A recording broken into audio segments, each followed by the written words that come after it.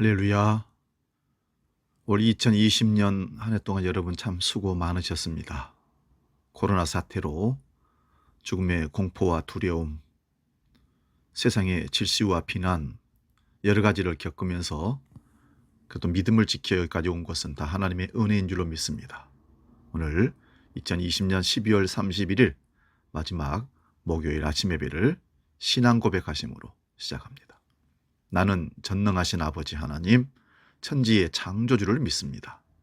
나는 그의 유일하신 아들, 우리 주 예수 그리스도를 믿습니다. 그는 성령으로 잉태되어 동정녀 마리아에게서 나시고 본디오 빌라도에게 고난을 받아 십자가에 못 박혀 죽으시고 장사된 지 사흘 만에 죽은 자 가운데서 다시 살아나셨으며 하늘에 오르시어 전능하신 아버지 하나님 우편에 앉아 계시다가 거기로부터 살아있는 자와 죽은 자를 심판하러 오십니다.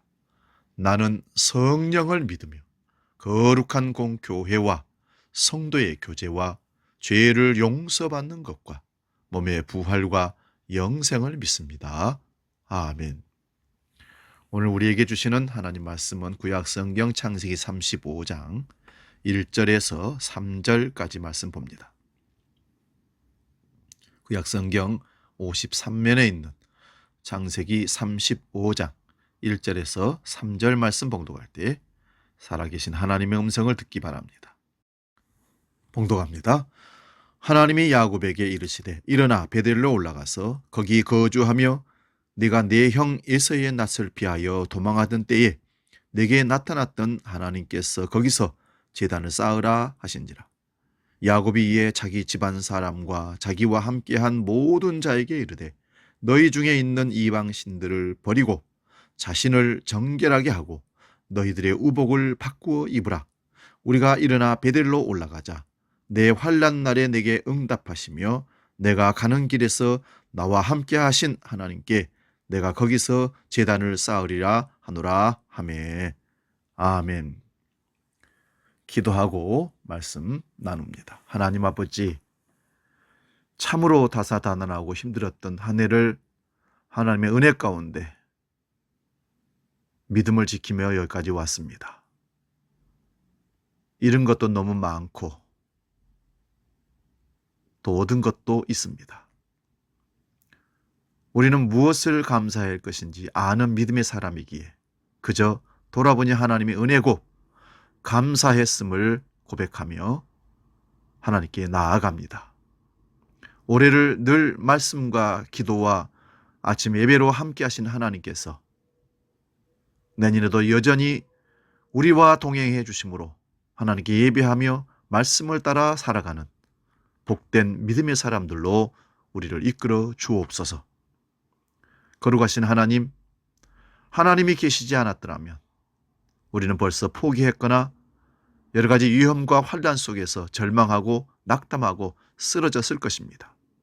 그때마다 그런데 하나님은 말씀으로 우리를 세워주시고 성령으로 인도해 주셔서 여기에 이르게 되었음을 감사합니다. 에베네셀의 하나님이 우리를 도우셨음을 고백합니다. 오늘도 주신 말씀을 깊이 상고하고 2021년 새해를 값지게 맞이하며 당당하게 믿음의 사람으로 살아갈 수 있도록 역사하여 주시옵소서. 성령이 친히 함께 하시고 깨닫게 하시고 이끄실 줄 믿고 거룩하신 예수님의 이름으로 기도하옵나이다. 아멘. 오늘 봉독한 말씀으로 우리가 너무 잘 아는 말씀인데 제목을 베델로 올라가라 이런 제목으로 말씀을 나눕니다. 베델로 올라가라. 이제 오늘 송구 영신 예배가 있는 교회도 있고 수도권에서는 거의 모이지 못하기 때문에 유튜브나 또 영상으로 하기도 하겠지만 못하는 교회도 있을 겁니다. 그래서 1월 1일 아침에는 여러분들에게 언택트로 카톡에서 핸드폰 가운데 말씀 뽑게 하는 부분들을 여러분에게 보내드릴 것입니다. 그러면 여러분들이 물론 하나님 말씀은 다 귀하고 우리가 다 마음속에 새겨야 할 말씀들이지만 여러분 특별히 말씀을 뽑아서 간직하고 묵상하고 기도할 수 있기를 바랍니다. 베델로 올라가라. 또 한 해가 지나갑니다. 그래서 오늘 살아온 날을 주님 앞에 한번 돌아보고 내년을 살아갈 날을 주님 앞에서 내다보며 기대하며 나가기를 원합니다. 시간의 끝에 서서 살아온 날을 돌아보면 후회스러운 일이 참 더 많습니다. 그렇지만 또 한편으로는 새로운 삶을 준비하는 시간이기에 참 값지다고 생각합니다. 오늘 말씀에 나오는 야곱의 삶은 파란만장한 삶 그 자체였습니다. 붉은 죽 한 그릇으로 쌍둥이 형 에서에게 장자권을 빼앗고 아버지를 속여 형이 받을 복을 가로채고 결국은 형의 위협에 도망을 쳐서 하란의 외갓집으로 도망가서 사랑하는 나헬을 아내로 얻기 위하여 고투분투했던 이 10년 세월을 야곱은 돌아보게 됩니다. 외삼촌 집에서 사는 동안 불의한 외삼촌 라반으로부터의 여러 가지 불평등한 일들을 통해서 상처를 받고 아파하다 도주하여 오늘 야복강 나루트에서 하나님을 만나고 변화된 야곱이 다시 하나님의 말씀을 받게 되는 현장이 오늘 말씀입니다.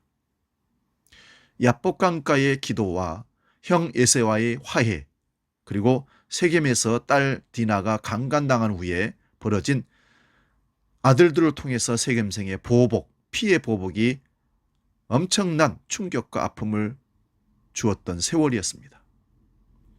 그는 자신을 돌아볼 시간조차 없이 허둥거리며 인생을 살아왔던 것 같습니다. 그런데 하나님이 그런 야곱을 오늘 부르십니다. 일어나 베델로 올라가서 거기 거주하며 네가 내 형 에서의 낯을 피하여 도망하던 때에 네게 나타났던 하나님께 거기서 제단을 쌓으라. 한마디로 오늘의 내가 있기까지 지키시고 인도해 주신 하나님께 나아오라는 것입니다.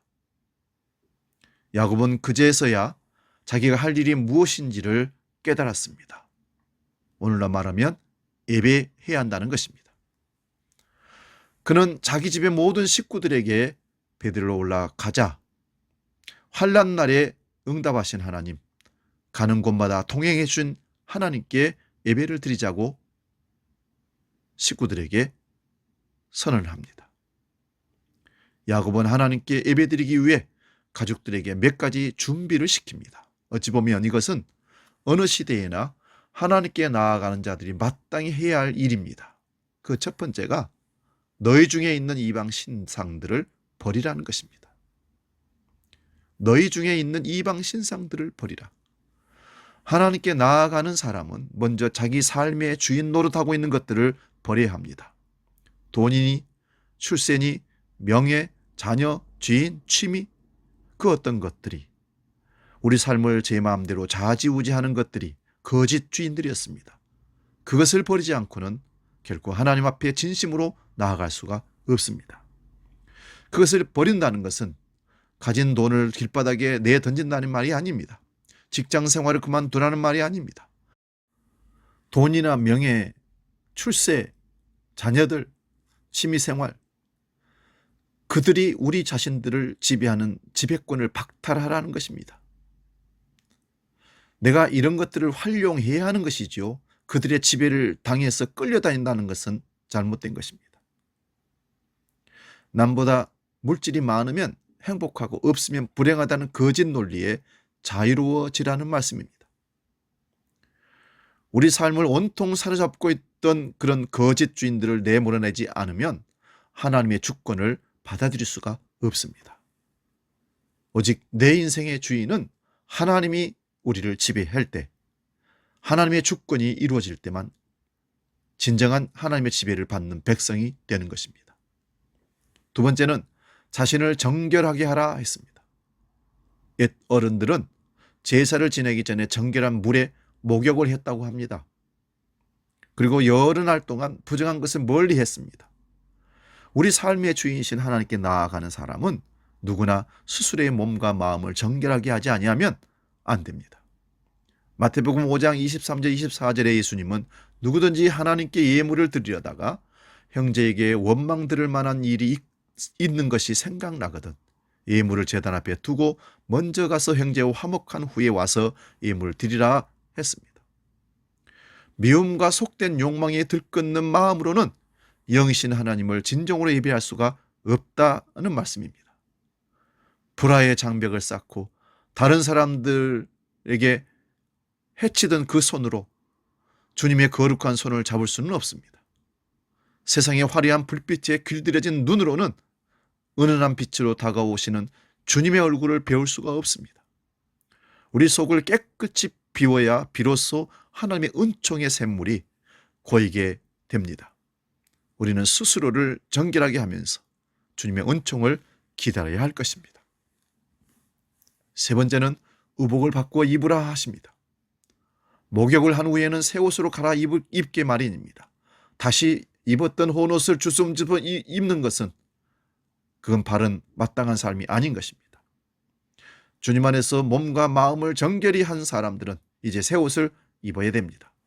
로마서 13장 14절에 오직 주 예수 그리스도로 옷 입고 정력을 위하여 육신의 일을 도모하지 말라. 골로새 3장 12절에도 그러므로 너희는 하나님의 택하신 거룩하고 사랑하신 자처럼 긍휼과 자비와 겸손과 온유와 오래 참음으로 옷을 입으라 말씀합니다. 미움과 경멸의 옷을 벗고 긍휼의 옷을 입어야 하고 교만과 허영심의 옷을 벗고 겸손과 절제의 옷을 입어야 합니다. 모질고 강팍한 마음의 옷을 벗고 온유의 옷을 입고 조급함의 옷을 벗고 오래 참음의 옷을 입으시기 바랍니다. 정력의 옷을 벗고 예수 그리스도로 옷 입으시기 바랍니다. 이렇게 그리스도로 옷을 입는 것은 주님 안에 거하는 삶이라고 요한복음 15장 7절에 말씀합니다. 너희가 내 안에 거하고 내 말이 너희 안에 거하면 무엇이든지 원하는 대로 구하라. 그리하면 이루리라. 우리가 구하는 것은 하나님이 다 이루어 주십니다. 중요한 것은 우리가 원하는 것을 이루어 주는 게 아니라 하나님이 원하시는 대로 이루어 주시는 겁니다. 그러므로 구하는 것마다 응답받는 기쁨을 맛보게 될 것입니다. 요한복음 8장 31절 32절을 봅니다. 너희가 내 말에 거하면 참 내 제자가 되고 진리를 알지니 진리가 너희를 자유케 하리라. 주님은 우리가 예수님 말씀 안에 머물면 그분의 제자가 된다고 약속하셨습니다. 그분은 우리에게 약속하셨습니다. 내가 세상 끝날까지 너와 함께 있겠다. 너희가 내 안에 거하고 내 말이 너희 안에 거하면 무엇이든지 구하는 대로 받을 것이다. 진리가 너희를 자유케 할 것이다. 이 약속의 말씀을 굳게 붙잡고 살아가는 동안 우리 모두의 삶이 날마다 거룩하고 아름답고 따뜻하게 변화될 줄로 믿습니다. 하나님의 은총과 사랑과 돌보심이 우리 모두와 함께 하실 것입니다. 베델은 히브리어로 하나님의 집이라는 의미입니다. 하나님의 집에 하나님을 만나러 가는 것은 준비가 되어야 만날 수 있다는 것입니다. 먼저 하나님보다 더 사랑하는 것을 버려야 합니다. 그리고 마음과 몸을 깨끗이 하고 그분을 배워야 합니다. 그리고 하나님의 집에 들어가는 자는 그곳에 들어갈 때 입는 옷을 의복을 갈아 입어야 합니다. 옷은 우리의 행실입니다. 우리의 자아와 교만과 하나님처럼 의지하는 그 모든 것을 벗어던지고 옷을 입듯이 예수 그리스도가 입혀주신 은혜의 옷을 입어야 합니다. 매일 매 순간 베델로 올라가는 신앙생활로 우리를 하나님 앞에 세울 수 있기를 바랍니다. 오늘 베델로 올라가자 한다는 것은 2020년을 보내고 2021년을 새해를 맞이하라는 결단의 말씀입니다. 사랑하는 여러분, 오늘 우리에게 주신 말씀을 기억하시고 이방 신상들을 버리라 하는 것처럼 하나님처럼 섬겼던 것들을 내려놓고 자신을 정결하게 하고 새 옷으로 의복을 바꾸어 입고 2021년을 맞이할 수 있기를 주의 이름으로 축원드립니다. 기도합니다. 하나님 아버지, 한결같은 사랑과 은혜로 여기까지 우리를 인도해 주셨음을 감사합니다. 이제 우리에게 베델로 올라가라 결단을 촉구하는 말씀을 주셨습니다. 우리가 하나님보다 더 섬기고 사랑했던 것들을 내려놓게 하시고 자신을 정결하게 함으로 거룩함을 입고 그리스도의 의로 의의 옷으로 새 옷으로 바꿔 입고 하나님을 배움는 마지막 날 첫날이 되게 하여 주시옵소서. 주님이 2020년 코로나 위기 가운데서도 지키신 것을 믿습니다. 2021년도 아직도 코로나가 끝날 길이 영원합니다. 그러나 우리는 하나님을 믿기에 믿음으로 걸어갑니다. 지켜 주시옵소서. 이제는 우리 주 예수 그리스도의 은혜와 아버지의 사랑과 성령님의 크신 역사가 아침 예배로 1년 동안 함께한 모든 믿음의 권속들 머리 위에, 한국 교회 위에, 고통받고 아파하고 괴로워하는 이웃들 위에 영원히 함께 계시기를 간절히 축원하옵나이다. 아멘.